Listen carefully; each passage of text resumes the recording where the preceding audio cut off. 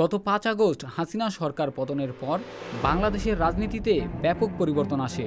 অন্তর্বর্তী সরকার গঠনের পর তার অধীনে নির্বাচনী ব্যবস্থা সংস্কারের লক্ষ্যে গঠিত বিভিন্ন কমিশন নানা প্রস্তাবনা উপস্থাপন করছে। বিশেষ করে আনুপাতিক প্রতিনিধিত্বমূলক নির্বাচন বা পিআর পদ্ধতির দিকে নজর দিচ্ছে অনেক রাজনৈতিক দল।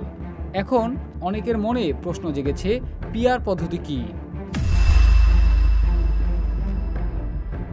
ভাই সাহেব, আপনারা পিআর পদ্ধতি বুঝেন?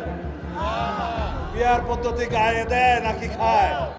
গণতন্ত্রের মূল ভিত্তি হলো জনগণের মতামতের যথাযথ প্রতিফলন।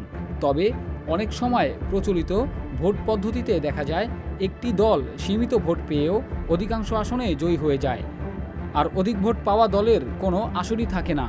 এমন বৈষম্য থেকে উত্তরণের উপায় হিসেবে বিশ্বের বহু দেশ গ্রহণ করেছে প্রপোর্শনাল রিপ্রেজেন্টেশন, পিআর বা আনুপাতিক প্রতিনিধিত্ব ভিত্তিক নির্বাচন ব্যবস্থা। এই পদ্ধতিতে রাজনৈতিক দল বা জোট যে পরিমাণ ভোট পায় তার আনুপাতিক হারে সংসদে আসন পায়। ফলে গড়ে ওঠে একটি ভারসাম্যপূর্ণ ও ন্যায্য প্রতিনিধিত্বমূলক সংসদ।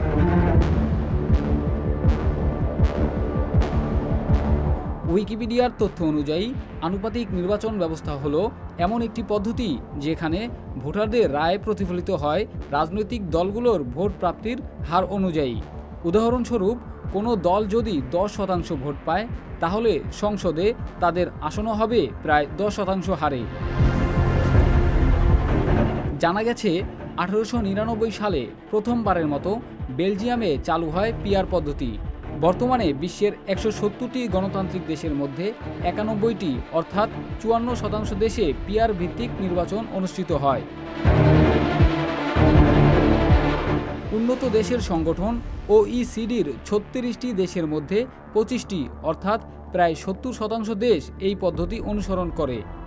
বাংলাদেশেও বিভিন্ন সময়ে নির্বাচন কমিশনের সঙ্গে সংলাপে কিছু রাজনৈতিক দল এই পদ্ধতি চালুর পক্ষে মত দিয়েছে। আনুপাতিক প্রতিনিধিত্ব ভিত্তিক নির্বাচন ব্যবস্থা শুধু রাজনৈতিক ভারসাম্যই নয়, গণতন্ত্রকে আরও অন্তর্ভুক্তিমূলক ও কার্যকর করার একটি বড় মাধ্যম। উন্নত বিশ্বের অভিজ্ঞতা ও দেশে বিভিন্ন নির্বাচনের বৈষম্যমূলক ফলাফলের পরিপ্রেক্ষিতে বাংলাদেশের মতো উন্নয়নশীল দেশের এখন এই বিষয়টি নিয়ে নতুন করে ভাবার সময় এসেছে।